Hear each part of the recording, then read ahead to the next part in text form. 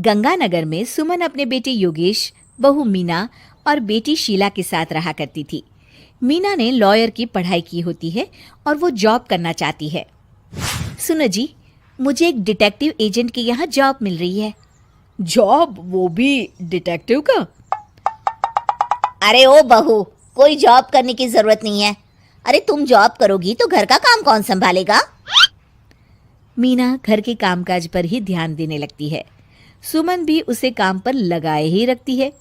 इधर शीला कुछ ज्यादा ही वक्त कॉलेज में बिताने लगती है। अरे इतनी रात हो गई, कहाँ थी तुम बेटा अब तक? फोन भी नहीं लग रहा था तुम्हारा। माँ, वो हमारी एक्स्ट्रा क्लासेस चल रही है ना, और फोन की ना बैटरी खत्म हो गई थी। अरे तो किसी और के फोन से इन्फॉर्म कर देती। माँ और मुझे कितनी चिंता हो रही थी। धीरे धीरे शीला रोज ही देरी से घर आने लगती है। कभी पढ़ाई का बहाना बनाती तो कभी कुछ और। देखो शीला, इस तरह चला तो मैं तुम्हारा कॉलेज बंद करवा दूंगा। ऐसा मत बोलिए ना, मैं समझाती हूँ इसको। मीना शीला को समझाने की कोशिश करती है, मगर वो उल्टा उसे ही झाड़ देती है। शीला, इस तरह घर रोज लेट आना अच्छी बात नहीं है। मुझे मत सिखाओ, बहू हो तो बहू के जैसे रहो। अरे मगर मैं तुम्हारी भलाई के लिए बोल रही हूँ ना शीला। दाल में कुछ तो काला है, मुझे पता लगाना पड़ेगा। मीना अपना डिटेक्टिव वाला दिमाग लगाने लगती है। वो शीला की एफबी और इंस्टा प्रोफाइल्स को अच्छे से चेक करती है और उसको शक हो जाता है कि शीला का चक्कर किसी साहिल नाम के लड़के के साथ चल रहा होता है।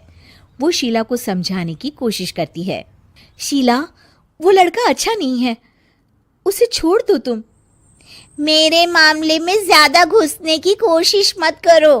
वैसे भी मैं उसको भैया और माँ से मिलाने ही वाली थी। हाँ। थोड़े दिन बाद शीला का बीएफ साहिल अपने पिता के साथ उसका हाथ मांगने आ जाता है। मैं शीला से बहुत प्यार करता हूँ और उससे शादी करना चाहता हूँ।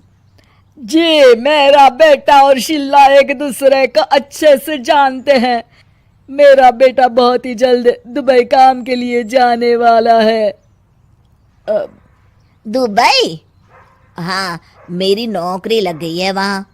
अगर आप लोगों को ऐतराज ना हो तो हम इन दोनों का रिश्ता कर देते हैं। सीमा दुबई का नाम सुनकर प्रभावित हो जाती है और योगेश से सलाह मशवरा करके रिश्ते के लिए हाँ बोल देती है। अजी, अब जब बच्चों ने एक दूसरे को पसंद कर लिया है तो हम कौन होते हैं मना करने वाले। आप तो उसके दुबई जाने से पहले ही शादी तय कर दीजिए। हे भगवान, क्या हो रहा है ये सब। बस दुबई का नाम सुनते ही माँ जी उनकी बातों में आ गई। मुझे ही कुछ करना पड़ेगा। अब सुनिए जी, आपको नहीं लगता माँ जी ने रिश्ता तय करने में जल्दबाजी कर दी है? हाँ, सो तो है। बस मुझे तो ये लग रहा है कि हमें पहले लड़के और उसके परिवार की अच्छे से जांच पड़ताल करनी चाहिए। तुम माँ के फैसले पर शक कर रही हो मीना? नहीं नहीं जी, मेरा वो मतलब नहीं था। तो और क्या मतलब था? चुपचाप अपने काम पर ध्यान दो और घर की मुखिया बनने की कोशिश मत करो। हे भगवान, ये ऐसे नहीं मानेंगे, मुझे ही कुछ करना होगा। मीना अपना डिटेक्टिव माइंड लगाती है और साहिल और उसके परिवार के बारे में पूरी तरह से जांच पड़ताल करती है। तभी साहिल के पापा उनके घर कॉल करते हैं। जी, वो साहिल की दुबई जाने की टिकट करवा रहा था। अगर आप हाँ बोले तो शादी होते ही शीला भी उसके साथ ही दुबई चली जाएगी। अरे नेकी और पूछ पूछ जरूर करवा दीजिए। ठीक है ठीक है, वो ना थोड़े पैसों की कमी पड़ रही थी। आप बस 1 लाख रुपए ट्रांसफर कर दीजिए हमारे अकाउंट में। जी जी जरूर, बेटी की खुशी के लिए कुछ भी।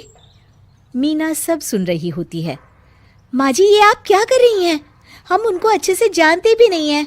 अरे तू चुप कर, हर वक्त टोक लगाती रहती है। मीना को जांच पड़ताल करने पर एक बहुत बड़ा सबूत मिल जाता है।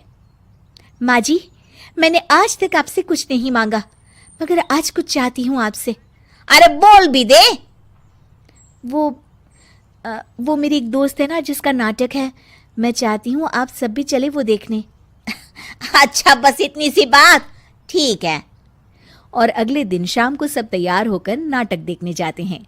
स्टेज से पर्दा उठता है और सभी देखकर हैरान हो जाते हैं कि स्टेज पर कोई और नहीं बल्कि साहिल और उसके पापा ही होते हैं।